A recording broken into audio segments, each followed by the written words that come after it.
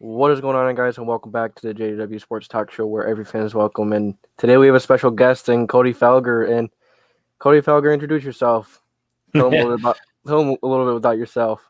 Yes, sir. Well, first off, thanks for having me. I'm Of course. excited, man, because Colts football is almost here. A couple of days away, but yeah, a little bit about me. Do a podcast, Bring the Juice Colts podcast. Just a little On a podcast. little podcast, but I've been doing it for a couple of years with my co-host Derek, and yeah, love doing it, man. It's definitely a fun passion of mine. That's for sure. Yeah, and it shows, man. It shows in the content. The content is amazing. You've inspired me, and not only me, so many different other people. It's amazing to see what you guys are doing. I'll tell you, man. When I first subscribed to you guys, it was like when we first traded for DeForest Buckner.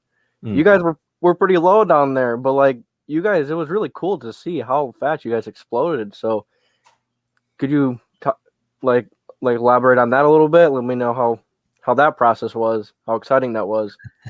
Yeah, definitely. It's a super cool feeling to be like, man, I feel like people actually want to listen to my content or listen to what we're talking about on a certain topic. And so, yeah, I mean, honestly, man, and I've said this before from time to time, off air and on air, but there was a time in that 2019 season where I was kind of questioning, should I do it? Like, should I keep doing this podcast? Because it didn't really feel like there was a whole lot, of people listening and all that stuff. But so I kind of we had to make a decision there in like January or so, December, January, like, are we going to continue to try to do this thing? And so we did. And yeah, just to have that first video kind of explode a little bit. And then it just keep taking off from there.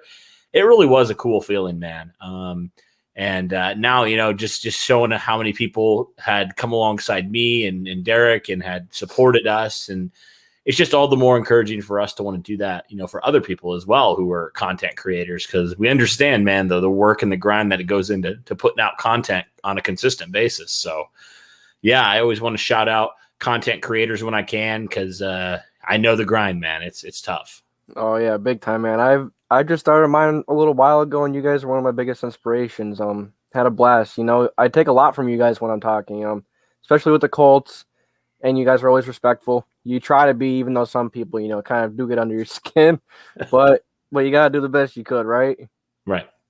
So, Yeah. so the first half hour here, I have some questions. I'm gonna ask you some questions about the Colts, and then the second half hour, we're gonna go through the questions and see what the fans had to ask. Kind of like me interviewing you and then doing a live Q&A, kind of like that. So Sure. So if you have any questions, ask back at me. So let's get right at it. So I know you've been going through a lot of Colt stuff lately. So let's, talk about the Aaron Rodgers situation a little bit. Man, those reports of the major sport books and stuff believing that he's going to retire. What do you think of that? That'd be absolutely wild to have another quarterback of a generational type quarterback retiring like that. I mean, that is absolutely insane that's even an option on the table, man. And yeah, it'd be sad, especially after winning the MVP, for him to be retiring. So it's absolutely wild if that is a true thing, man. That's crazy. That would be so crazy. That would shake up so much in the NFL. It is for real, because then, I mean, outside the Rams, what other team is really like a big time Super Bowl contender over in the NFC? Exactly. Yeah. I mean, I saw the Rams and the Bucks. Of course, the Bucks, they are what they are, but it's like crazy because such an amazing quarterback all of a sudden just wants to be gone, and it sucks because he's so good. Yeah. Yeah. Okay. It does. It sucks. So when did you become a Colts fan? Were you born a Colts fan, or did you? How'd that go? No, I wasn't born a Colts fan.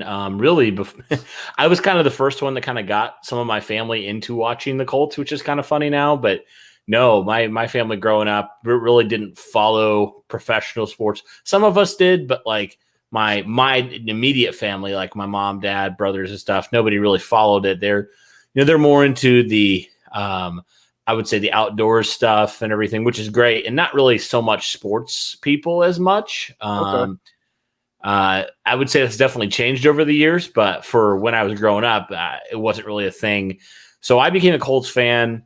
I remember the first game I watched was that AFC Championship game. That's the first game that comes to memory. So 2007, I guess technically. And then I watched the Super Bowl with my grandparents, and from there, I just started following the Colts a little bit more and more. 2009 was really when I started following them like hardcore. I watched every single game of theirs and was really jumping in. And then just from there, I've watched them pretty much every year, about every game since. And if I wasn't able to catch a game, I caught up with what was happening. So I've been following the team pretty consistently for a while. And, just over the years, just wanted to get involved and get my voice out there because I felt like I knew so much about the team and I followed the team so hardcore that I felt like I could have that knowledge that I could share with others and share my opinion on certain things and stuff like that. And so I started doing a little bit of writing, when I was in college. So that would have been, anywhere from 2015 to 2017. Right in there was kind of when I really started to hardcore start writing for different places. And then, podcasting in 2019, I believe it was. And then, I guess the rest is history.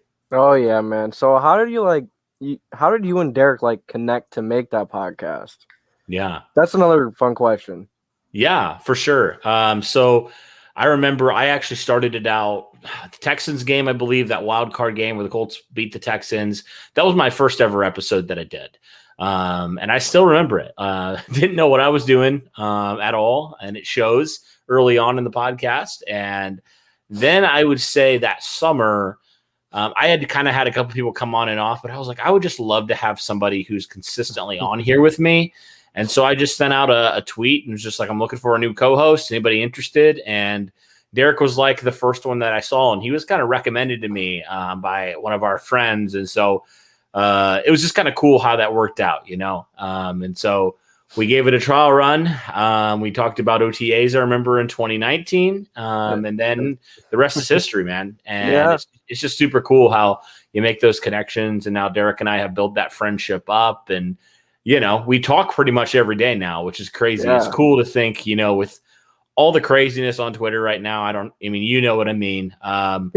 It's cool, though, that Twitter can do that, can build connections like that. Right. And so, to answer your question, that's kind of how we got connected. And then just throughout the years, we've continued to work together and build something up. And obviously now, I'd say it went pretty well. Yeah, I would say it was a pretty good partnership. So I'm very thankful for that. Yeah, you guys complement each other really well. You're kind of more the laid back guy, but then when someone says something, Cody's kind of the guy that jumps right on them right away. But you still get after them, but you guys complement each other really well in the streams, and everyone loves it. Everyone. Thank you.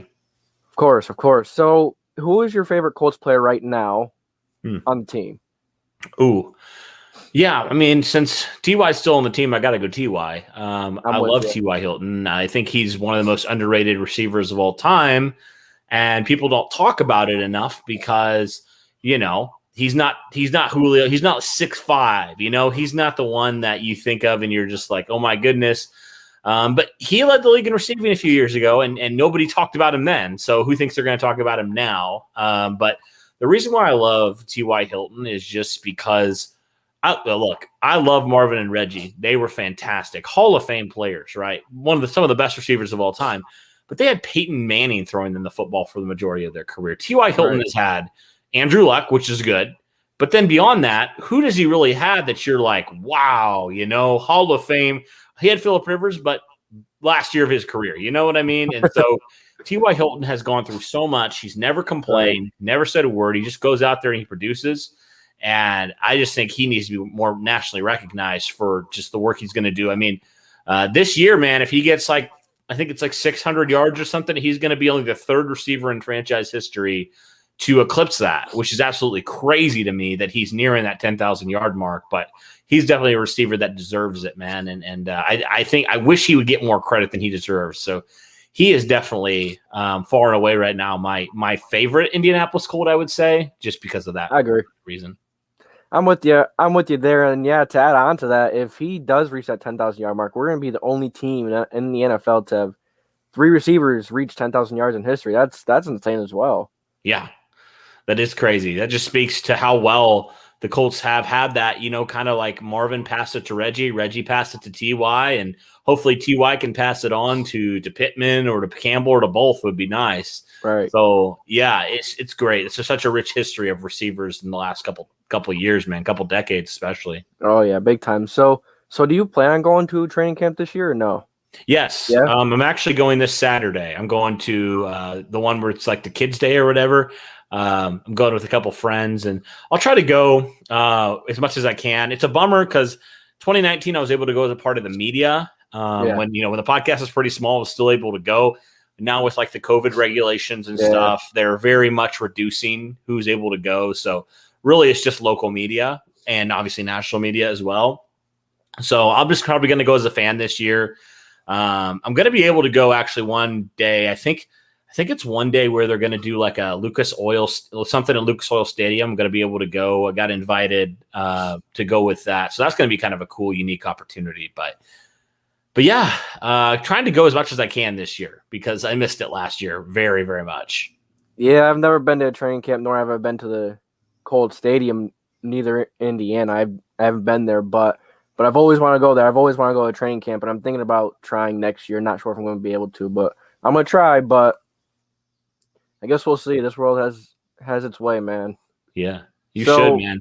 You should. It's fun. I want It's to so big much fun. time. It'd be awesome to meet you guys. It'd be awesome. And then talking to the Colts players, interviewing the Colts players, of course. It'd be awesome. So what are some of your top camp battles for the Indianapolis Colts on offense? We'll start on offense first. Offense. Okay. Well, certainly the backup. I'll start with quarterback. The backup quarterback position is going to be a fun battle to watch. I personally think Jacob Eason is the favorite, and I think he's probably going to win it, but never say never, man. We've seen crazier things in training camp. I just think Jacob Eason is more physically gifted in just about every way. Obviously, Sam Ellinger's got they even said the it factor, right? And he's very athletic, which I think is good. Right. But I think Jacob Eason is kind of more the prototypical NFL quarterback. I think it's going to translate better there. So that's a battle I'm watching. I think the number 5 and number 6 wide receiver is going to be a fun battle to watch because there's a couple. There's a lot of guys actually vying for that spot. You got Patman, you got DeMichael Harris, you got Strawn, and some other names as well. Patman, I don't know if I said Patman, but you got a couple guys going for that spot, and even guys like Tyler Vaughn and Tariq Black who are undrafted guys. I feel like there's a lot of potential with this group, and I'm excited to see kind of who performs and who really takes it this training camp and into the preseason and stuff. That's going to be a fun battle to watch. Yeah, not really a whole lot else, I would say. Maybe left tackle, the backup left tackle, or will be starter for a couple of weeks. Could potentially be interesting between Will Holden and Sam Tevy, but I feel like the offense is probably a little bit more set than the defense right now. I feel like in some ways, like you kind of know a little bit more who's going to be kind of your starters, and it's more of the backup guys, kind of the back end of the roster for the offense. I feel like. Right. Okay. So how do you feel about that offensive line depth going into this year? Much better than last year? More specifically, the tackles. Yeah, the tackle is going to be I think the wild card here, right? I certainly think the depth. Okay, I'll say this. I think the depth is 100% better than it was last year. Of course. From in and out, like both, guard, center, tackles. They're so much better. Right. Now the big question is when will Eric Fisher return? First off, is it going to be a couple months? Is it going to be a couple weeks? What is his timetable? And then also, like, if presumably it is Sam Tevy. Can the Colts, can he just be an average tackle? I feel like if he can be an average tackle, you can get by for a couple weeks. Right. Because and I feel like he has that capability to be a pretty good, player overall. I don't think he's going to be obviously Eric Fisher level. I think he can be a solid offensive tackle for you. A nice depth piece there for you moving forward. But yeah, I would say this offensive line, one of the best in football for a reason. If that tackle spot, if Eric Fisher can get back to where he was last year, I think this offensive line is undoubtedly right up there with the Cleveland Browns for the top offensive line in the league. No question. Of course. So yeah, Quentin Nelson could also help with that. Having a great left guard will also help with that left with that tackle void until Fisher comes back or whatever, whoever's there. Yeah.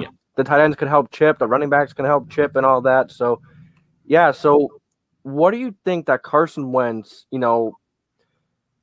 he's gonna, as we saw last year, Philip Rivers was not the greatest in the red zone. Now, Mhm. now, do you think Carson Wentz is gonna help this offense in the red zone much more than Philip Rivers? That's a great question. That's tough, man. But I think he certainly gives this offense a lot more options in terms of mobility. Like he can actually take off and scramble a little bit more. But yeah, this offense certainly needs to get better in the red zone.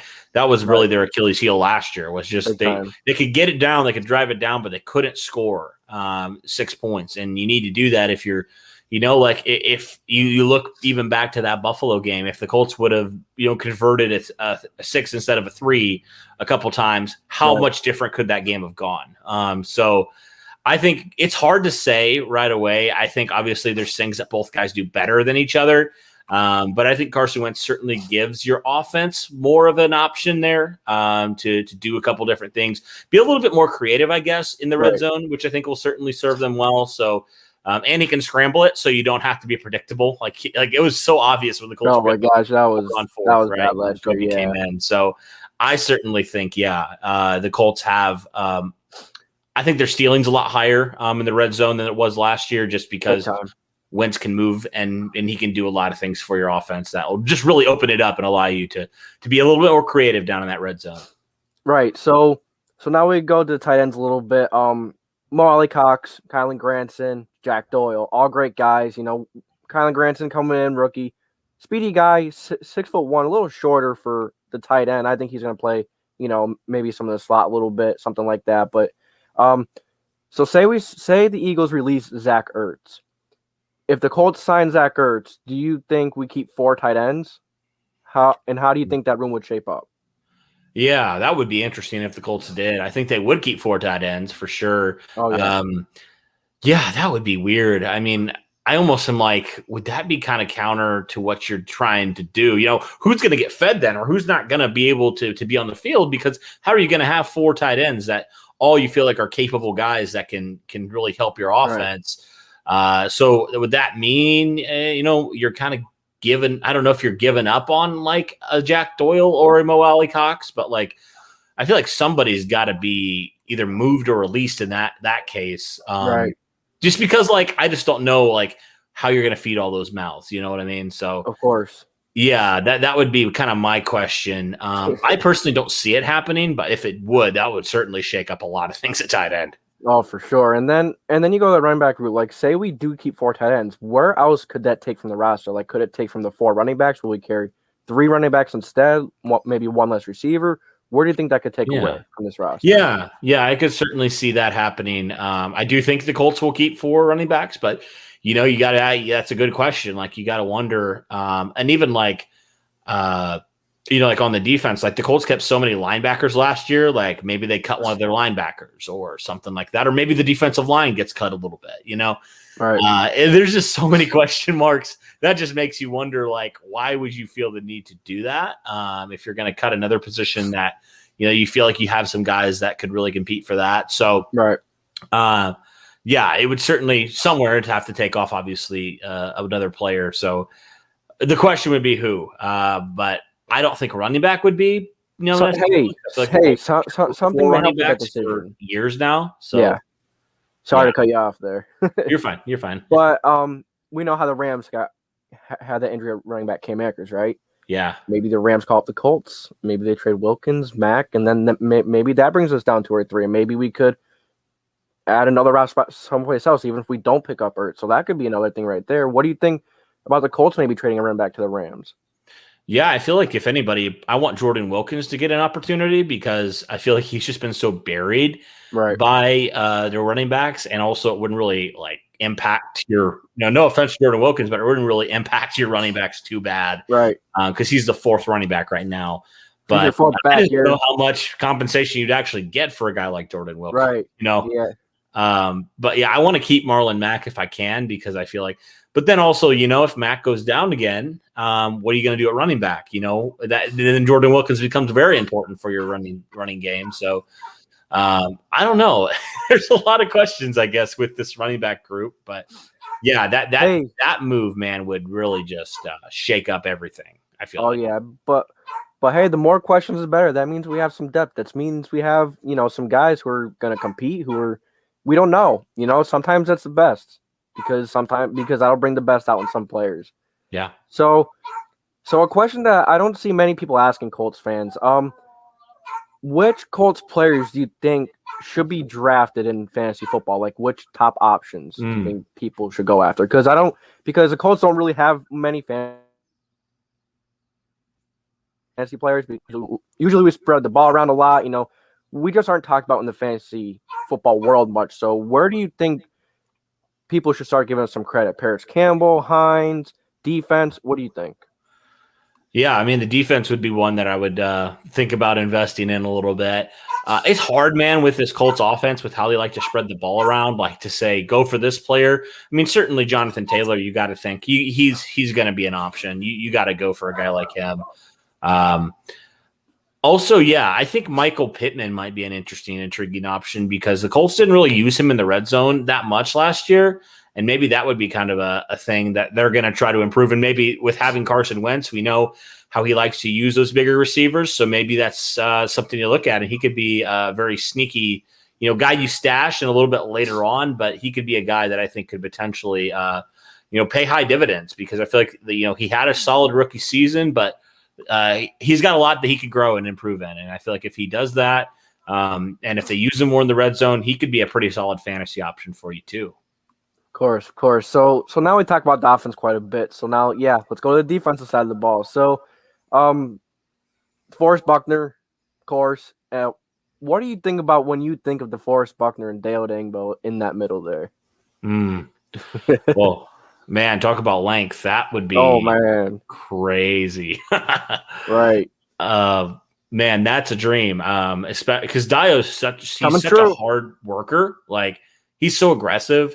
And having him and Buckner combined in that middle, I mean, if he can get back to full strength, man, that is a nightmare for offensive lines. Yeah, someone said on to bring the juice stream with Derek a few days ago. Just put your hands up. Tell them to just put their hands up and stand there. So yeah, I guess that'll work. But not really too much to talk about with the interior defensive line because we kind of know what's going to go on there. So the edge rusher, that's the big question going into next year. So who do you think is going to be on the edges? Who do you think is going to be the biggest impact? Do you think Quiddy's going to come in? Do you think Kamoko Toure? What do you think is going to go on there? This is my favorite position group to talk about and my favorite position group to watch because there's so much talent here. It's like I don't want to cut anybody because there's so many talented guys, so many former first and second round picks here. So yeah, I think if you're making me choose guys right now that I feel like are going to be your two starters, I think it's got to be Quiddy on one side and it's got to be Tyquan Lewis on the other side. I just feel like both, especially with Tyquan Lewis, we've seen a little bit more of him. Last year, he really had a nice, third year in the NFL with Indianapolis, and I feel like he's going to just continue to improve now that now that a guy like Danico Autry's gone, Justin Houston's gone. It's really opening the door for him to really step in and have a really nice year for the Colts. So I feel like he's a guy that showed a lot of flashes, showed a lot of improvement there in year number 3. And I think he's a very ascending player on this defensive line.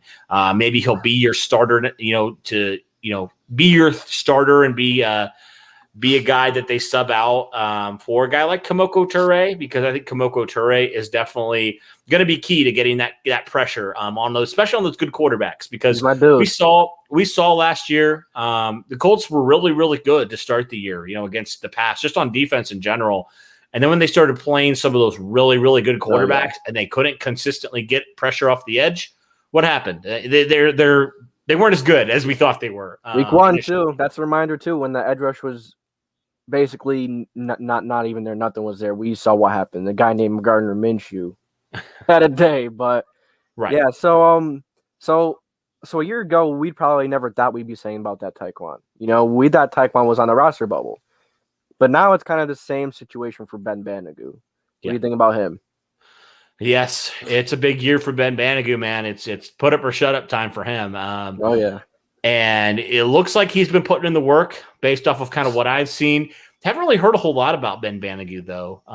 Yeah, me neither. But man, he could very easily, if he's not careful, if he doesn't have a strong training camp, because his thing was practice last year. Same thing with Taekwon.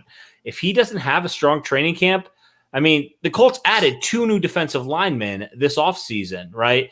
Obviously 2 in the draft, and 1 we don't know if he's going to play in Dio, but also they added Isaac Rochelle. So their defensive end depth is absolutely insane right now. And so if Ben Banigou decides to do what he did last year, he could very easily be on the outside looking in. Very easily. Right. So, there's so many, it's weird. Like, we have so much depth, but we're still looking for that pop. We're still looking for, to be honest, my comparison to Kwity Paye right out of the gate is Jabal Sheard. Now, I think Kwity Paye has much more upside pass rushing, but as we know, he's an amazing run stopper. And I think he's going to get like 5-6 sacks, something like that. Kind of what Jabal Sheard would do. I think he's going to be very similar to Jabal Sheard in his first year, but of course with much higher upside. So is that all you have for the defensive line? Anything else? Yeah, I mean, Ben Banigou is obviously a name that we have to watch. I feel like all the other defensive ends up to this point are really kind of like depth guys.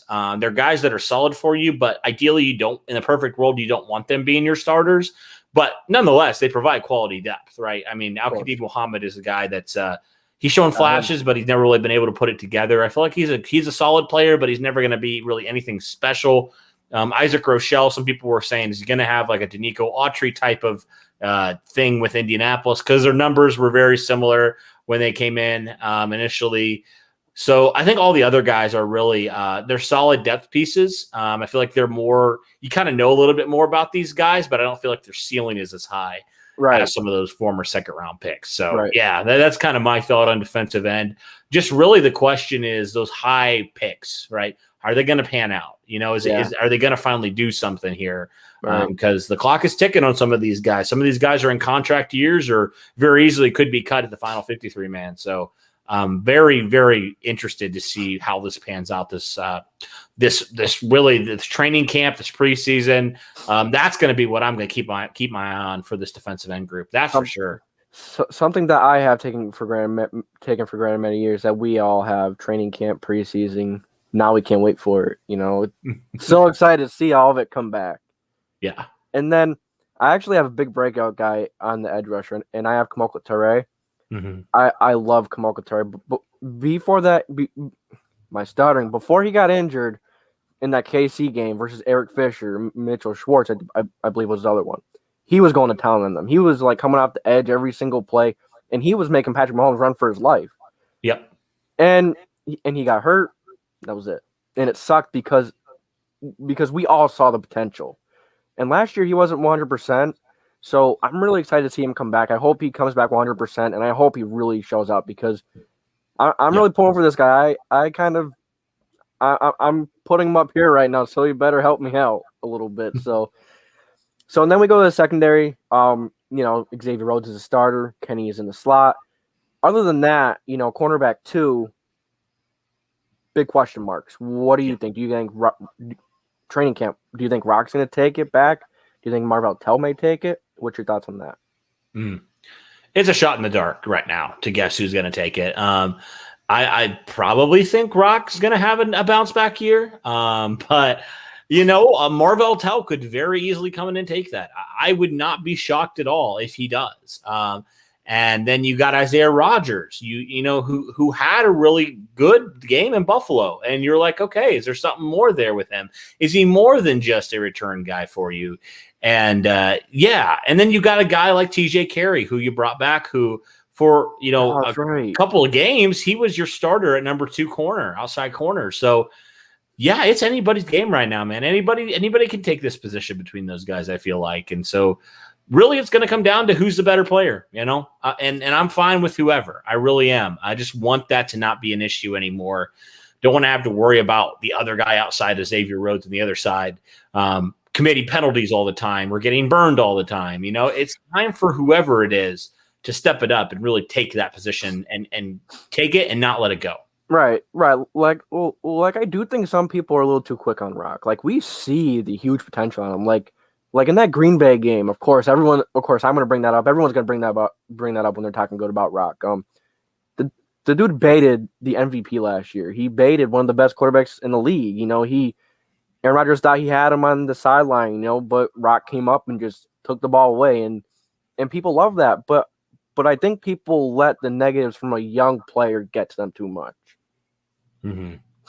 Yeah, people forget that Rock, this is only year number 3 for Rock. Like, it's not like he's been in the league for 5 or 6 years. We still don't know a whole lot about Rock. Like, we don't know what his ceiling is. Because you're right, we've seen flashes from Rock. Like, it's not like he's been completely awful. That second half of his rookie season, he was one of the better corners in football. So he can play. People act like he can't play. And that's absolutely ridiculous to me because we've seen he can play.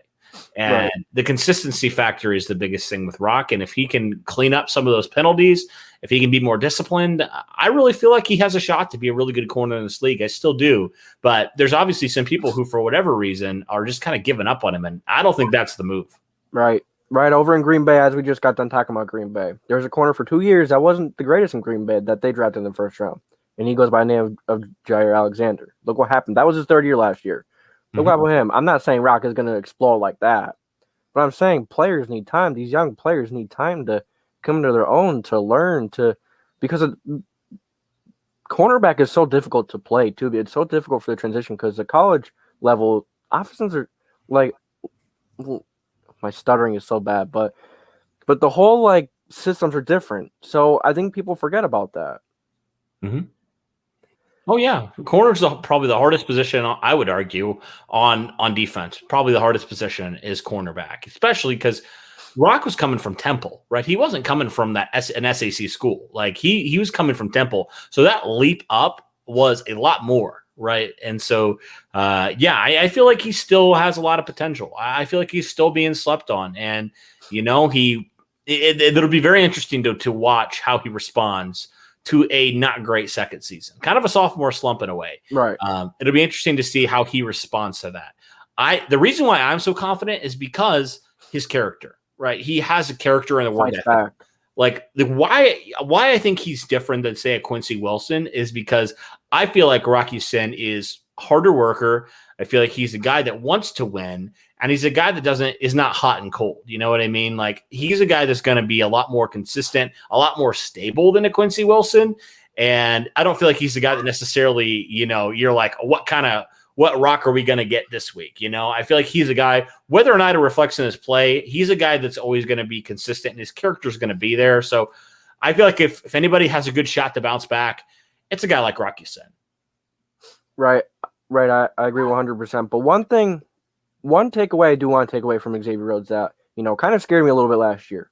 There were times you're watching a Colts game, he makes a big play and then, or whatever, and he just goes down and the injury looks serious. But then a few plays later, he comes in, it's not a big deal. But at the same time, look in that Buffalo game.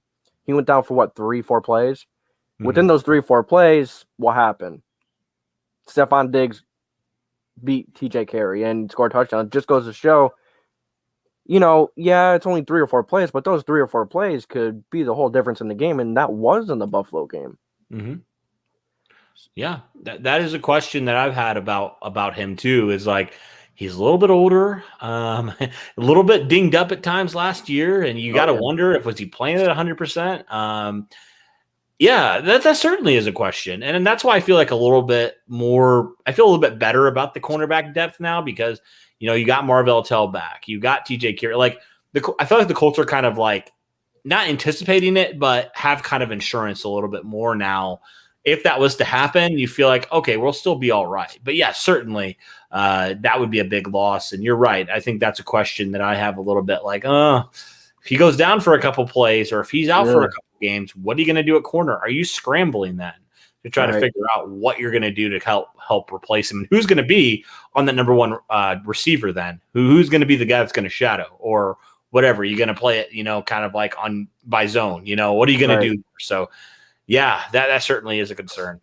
Yeah, I was really worried about that. A few times last year, he goes down and looks serious, but he comes back a few plays later. But, yeah, I agree. But But I do like that depth. Tell coming back, that's a big insurance policy because his rookie year, he looked pretty good in his rookie year. He had a few spurts where he looked really good, just like Rock, but he also had some bad spurts. And people, I mean, I fell into this earlier in the offseason. I'm like, I was so ready to move on for Rock. I fell into into that media trap, which is so easy to fall into. And I was like, bring Marvell Tell and let Marvell Tell come in, make that difference. But you got to realize that Marvell Tell has a whole less year of experience now. And he was on and off his rookie year, so it doesn't make Rock or Tell any different. But Rock has even more experience now, so you know, I do think Rock is a better go-to right now. But training camp will figure it all out. Yep, absolutely. All right, now we're gonna go on to the last two groups here before we go on to the fans Q&A. So we got the linebackers. Of course, Darius Leonard, Bobby Okereke, EJ Speed. Outside of Darius Leonard and Bobby Okereke, who's really there, and who do you think is gonna boost themselves off the chart? Who's gonna be a great depth piece if they will? How are you feeling about this linebacker group? Yeah, that's going to be a big question mark. Who is that Sam linebacker, and who backs up some of these guys? You mentioned EJ Speed. I feel like out of any of the options, he certainly has the highest ceiling. I mean, we saw that a little bit his rookie year in the preseason. He was all over the place, man. He's physically a freak. He's fast. He's long. He's everything you're looking for. He's kind of in that Darius Leonard type of mold in terms of linebacker. Ballard seems like every year he drafts a couple guys that are just physical freaks, and he's no different there. So, yeah, for linebacker, I'm looking at him. I'm looking at probably Zaire Franklin, who is a special teams captain. So the Colts obviously trust him. Matthew Adams is another name that I think, and there's guys like Malik Jefferson who is an interesting name. He was a former third-round pick by the Bengals a couple years ago. So he's certainly got some talent, but I think if I'm guessing, probably Zaire Franklin to start. But if EJ Speed shows out in training camp, I would not be shocked at all if he's your starting Sam linebacker, because he can fill in anywhere, really. If he can prove, coming out of Tarleton State, like where in the world is Tarleton State? Right. But if he can really prove that in year number 3 now, he's more acclimated to the NFL level, certainly, man. I could certainly see him taking that. And it would help so much ease concerns if, Bobby Okereke or Darius Leonard has to miss a couple snaps. Okay, you got a guy like EJ Speed who is as gifted, if not more physically gifted than these guys. So, right. Yeah, those are the 3 guys, I think, Franklin, Speed, and then obviously Adams as well. Those are the 3 guys I am looking for potentially to take that spot. So I think it's another competition that's going to be fun to watch. Right. Yeah, yeah. Of course, it's going to, but I also noticed that the Colts ran some 3 safety looks last year, which left 2 linebackers on the field in Okereke and Leonard. Mm-hmm. So maybe that's why they, this kind of brings us to the safety group. Sean Davis was drafted from Florida. I love that dude. As we know, we've made some big comparisons with him to Bob Sanders with his ability. With his not really instincts, but like a hard hitter. He loves football. And Mm-hmm. and then you go, Malik Hooker's gone. He's visiting Dallas. Expected to sign with Dallas actually, which I was, I thought this was going to happen a long time ago. Him being signed someplace, the Ravens maybe. But yeah, and then you have Julian Blackmon, the awesome rookie from last year. You have George Odom. He can come in once in a while. He's an awesome depth player, awesome special teams guy. And then you have what's his name? I'm blanking. Kari Yes. I feel so ashamed for forgetting his name because he doesn't get enough recognition either. Mm-hmm.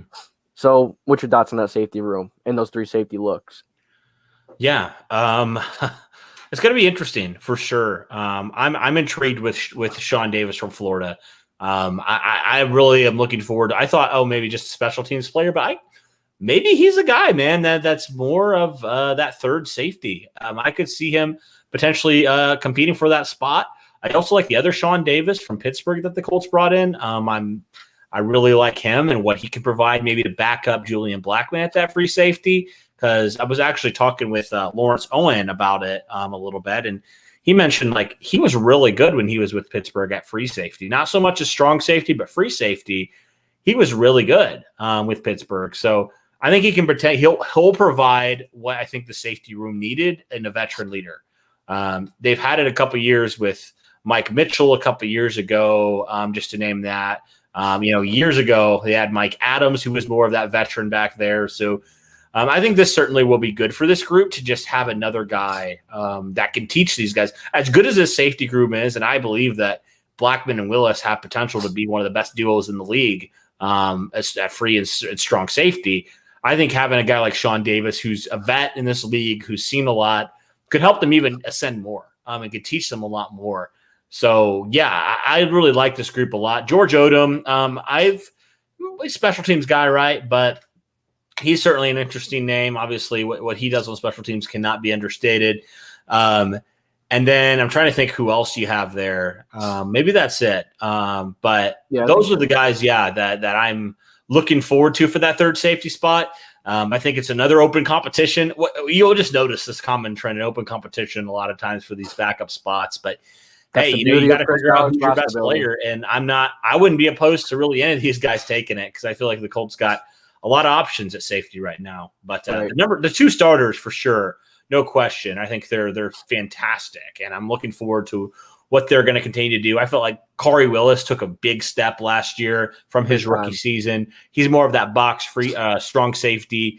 He doesn't get a lot of recognition, but I feel like he took a leap forward in terms of tackling. Like his missed tackle numbers were so much better his second year than his rookie season. And he also made a few more plays. He got a couple of interceptions as well. Obviously, that pick six against the Raiders was big. He also had another one, I believe, in that Vikings game, if I'm not mistaken. So he made a few more plays this year, which was great. I like this room quite a lot. Julian Blackman, obviously, we know what he did, not 100%. So excited to see him at 100%. I mean, he won you 3 games last year, not being 100%. So you wonder how much better he can be in his second year. So this safety room, I think the sky's the limit with those two guys. And I think there's a lot of potential behind them too. Okay. So so we kind of just went through the whole roster, every, group by group. So what's your 3 biggest, concerns, and what's your 3 biggest, non-worries, confidence? What are you confident about? Yeah, 3 biggest concerns. I would say the edge presence still, like you talked about it. You have a lot of guys that are talented, but you don't have a guy that's just taken it and gone out and been a superstar. And right. I think in the immediate pass rush is kind of my concern a little bit more because I think Kwity Paye has potential to be really good. But rookie season, we'll see. It's always a hit and miss with guys, unless you're like a Chase Young or a Nick Bosa type of player. It's oftentimes not that kind of impact right away. So I'm kind of tempering expectations on him. So I would say that would be one. I would say just health in general for wide receivers is a question I have, specifically Paris Campbell. That's just my worry.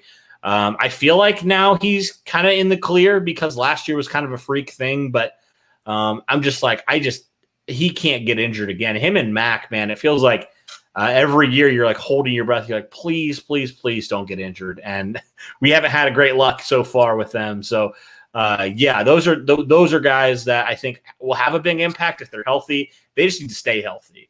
And then I guess my last one, I don't have a ton of concerns, but I think my last one would be that number 2 corner spot, just because we have guys who we'd like, but we don't have a guy who we're 100% confident in right now.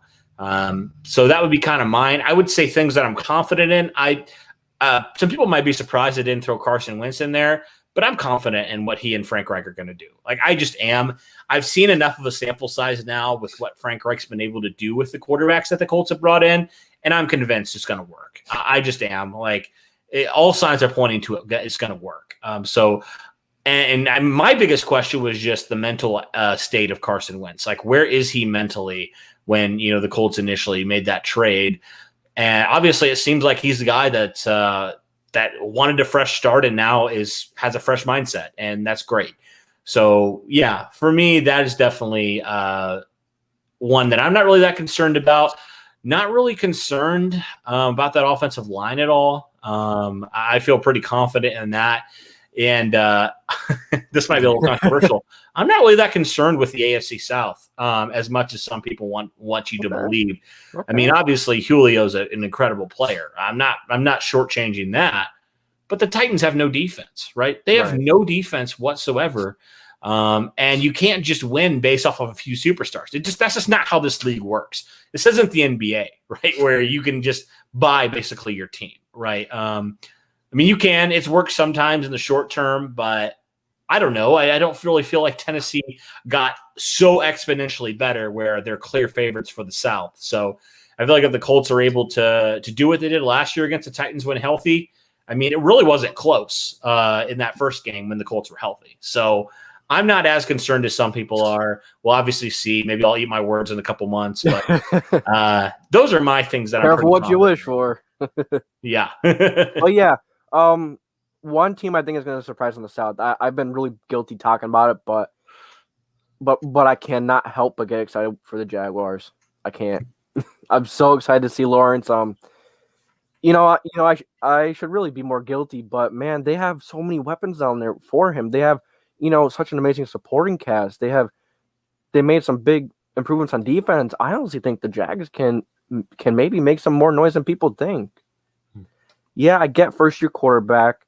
Yeah, I get that you usually don't play as well, but he has a pretty darn good supporting cast. Now the big thing is the team is very young, very new. It's gonna have to gel in a coach that's brand new to the NFL. So that's the big thing. So maybe that's what holds them back. Maybe that's why people think so. But they have the talent to be a playoff team.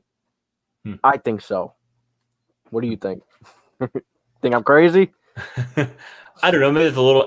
Maybe I think that's a little ambitious right away. I don't know if they'll be a playoff team, but I could see them winning 6 or 7 games. Like I could. There's just a lot of I think moving pieces right now with Jacksonville. Like they brought in guys, but okay, is it going to work? None of these guys really have chemistry yet. So there's always bumps and bruises with the first year quarterback. So that's kind of what I think. Better watch out for him. Right. Okay, so now we spent, we went over time for me asking questions, but we had a blast talking. So now we're gonna go to the Q&As. We're gonna talk to the fans a little bit. Let's see what they got to say. So Marshman, what's up, man? Not toxicity. What's up? Jack Doyle, yo, first one. What up, Colts Nation? What's up, Marshman? We want JDW. JW the GOAT. No. JW the man, the myth, the legend. 1 minute. JW. What's up, my guy? What's up, Big Play Slay? What's up, Marshman? What's up, Gold? Tebow. Marshman. Tebow. Big time. Oh, okay. Here we go. Oh, my thing just scrolled all the way to the bottom. I hate when it does that. Oh, my gosh. Okay. Oh, here we go. Not now. I'm being slow. What up, Cody? Marshman says, "What's up, Cody?" What's up, Marshman? Big Play Slay. Inside the Horseshoe. What's up, man? What's how you up, doing man? tonight? We just did a video together, so good to see you again, Matt. So how are you? How are you guys all doing tonight? Usually I do come to the chat and talk to you guys a little more, but I wanted to talk to Cody first and then do that. Be a little more organized because I'm not very organized when it comes to these yet. So getting there. Okay, Big Play Slay. Wait, Derek Larger streaming with Mitch, and you're streaming with the other half of the Bring the Juice Cody. Oh, that's pretty cool. I didn't know they were streaming tonight. That's funny. I knew Derek was going on with somebody. I didn't know when. Yeah, not toxicity. TY is a person that if you throw him the ball, he makes it consistent downs. Right. He's always being a big presence, whether he's catching the ball, whether he's garnered attention, on or off the field. He's always doing something for the Colts. Yeah. And Cody said it exactly how I think so as well. He goes, he plays, he shuts up, he does what he needs to do, and that's what he does. And you gotta love him for it. Not toxicity. I'm scared of Ezekiel Elliott next season. Okay. Yeah, people are really high on the Cowboys again. Oh yeah, big time. Again, I love every year in there. Yeah. The offense alone is enough to be pretty good, but where's the defense? And the defense is what's gonna win the championships. The offense sells the tickets, defense wins championships, as we've seen last year in the Super Bowl. So, yep. Not toxicity. Keep your money on Jonathan Taylor. Okay. Agreed. We all love Taylor. Not Mac. Sell Mac. I mean, for the right price to the Rams. Yeah, it's sell Mac. if you could trade him for a third round pick, fourth round pick, I'd say it's worth it. LOL Talks, Facts Defense. Michael has a YouTube channel. LMAO. I just watched his vlog. Pittman. Oh, Pittman, yeah. I'm always watching his vlogs. It's fun. For sure. Okay. Scary DT, DeForest Buckner, Deo. Oh man, that's enough to keep some defensive coordinators up at night. Not Texas City. JW, what's your thoughts on if your team gets COVID, you have to forfeit the game? If the team has a COVID breakout and also DeAndre Hopkins threatened to leave because of this vaccination rules with NFL. You know what? That brings up a good point. What is your thoughts on all that? If you want to talk about, I get if you want to talk about that, but. Yeah, I just know it's a hot button issue right now, and people are going after people. They're at people's throats right now. Yeah, that's why I've kept out of all of this one. Same. Yeah, it's just not worth it. Like, yeah, I'm kind of just like, and it's I don't know. This is a controversial. This is just my opinion. It's like the NFL is a business, and like in any business, you can make up your policies, I guess. And if you don't want it, like that's fine. You don't have to. But I think that's just kind of like. That's just something you're going to have to deal with. If there's a breakout, it's the same deal as last year. I feel like it. Right. If a breakout happens, that sucks. Like there's nothing we can do about it. In that way. And so I think you're just going to have to deal with it as it goes, man. Right. So that's just my thoughts on it, I guess. Man, wouldn't it suck to see two generational talents retire though? Hopkins and Rodgers prematurely. That really sucked, man. Two awesome players going to retire. It's big. This is. As we all know, this has been one of the craziest off seasons of all time. The Watson thing. So do you think Watson's going to be traded or do you think he's going to stay with the Texans and just deal with that situation? Well, yeah, depending how that situation plays out, I think he's not going to play another down for the Texans, regardless if it works out or not. Do you blame him? He's made it pretty clear he doesn't want to be there. So I'm fine with that. Honestly, if it works out and he's cleared of whatever, like send him to the NFC. I don't want to deal with them. Right. Yeah, for sure. We playing him twice a year is a heartache enough, man. Yeah. Never thought I would say this, but being in a position to hurt my team because I don't want to partake in the vaccine is making me question my future in the NFL. Hopkins wrote. Okay. Yeah, we're not really going to get into that too much because, that's really a hot topic right now. Really, some people, it's just better to keep out right now. Yeah. Colts loyalists over league rankings for O, D, and ST at the end of the season. Special teams. Okay. Yeah. Good question. I didn't ask this question. So Colts loyalists coming through saving me. So what do you think about the offense and defense special teams rankings? Well, the offense was right there near top 10. I think they'll hopefully stay there. I think the defense will probably take just a slight step back just because the pass rush. Now, there very well could be a pass rush, but I just think, right away, it's kind of crazy to expect them to start the way they did. They started so hot, especially with the lack of a stud right now at pass rusher at defensive end. For me, it's just like, I don't know. I feel like they're still going to be deep, pretty good. I just think for a little bit, they might take a step back. So I might go, whatever, like probably 14, 15, like right in the middle of the pack, I feel like.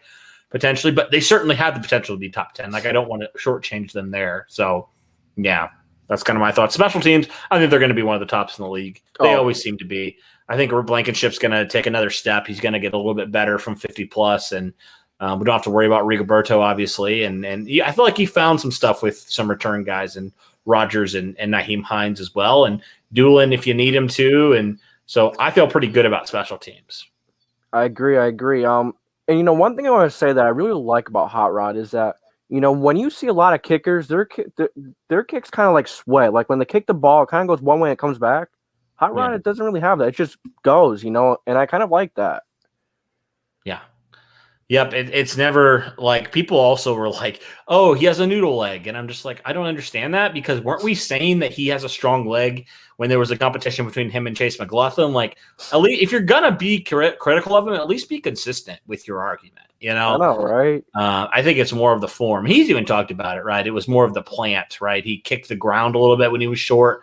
So, I mean, if he can just figure out those things, like, I feel like the sky's the limit for him. He was really good his rookie year. Right. Derek Larger, what's up, man? What's up, Derek? Inside the Horseshoe podcast, I'm pumped to see some of these rookies play. Me too, man. A lot of potential, a lot of potential. I'm really excited. We're really excited. Does our O or D offer more options, play styles depending on opponents' tendencies? Ooh, this is a fun one. What do you think, Cody? Offer more options. I'm trying to understand this question, I guess. I think they just mean like maybe like different ways we could play versus different opponents. Okay, yeah, definitely the offense. The defense is so much simplistic compared to the offense. I would say the offense, definitely. Yeah, because Carson adds those legs, adds that extra dynamic to the offense, which the Colts. I The agree Colts there. offense just creates mismatches all the time. Big Their time. defense is more like, which depends on your philosophy. It's more of, our system is simple but play hard. No the loafing thing. Don't loaf.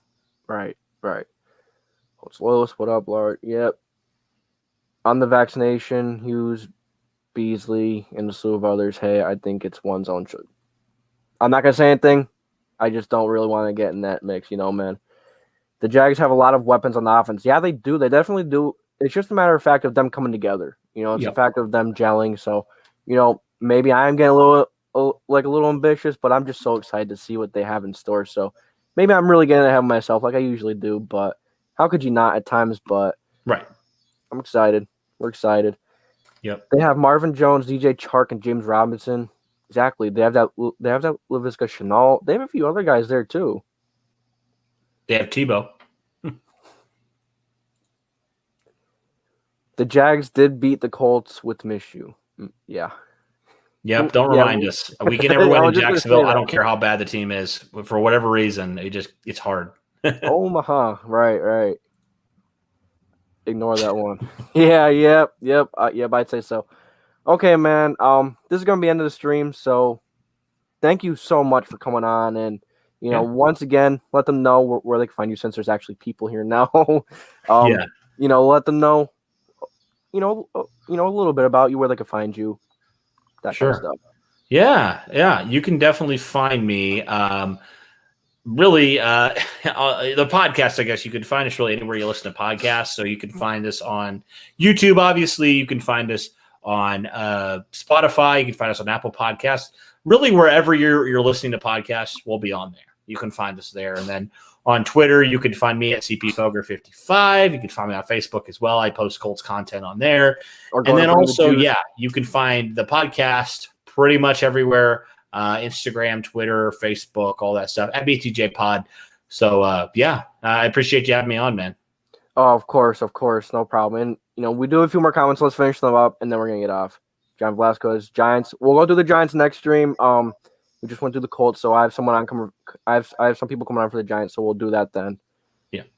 Patsy, what? What do you mean? What? You didn't say anything else, but what's up? My favorite Colts fans. Thank you. Colts loyalists. Marshman, great show, guys. Thanks for all the insight. Of course. All right, guys, that's going to be it. I thank you for tuning in to the JDW Sports Talk Show where every fan is welcome. And as always, I'll catch you guys in the next time we speak.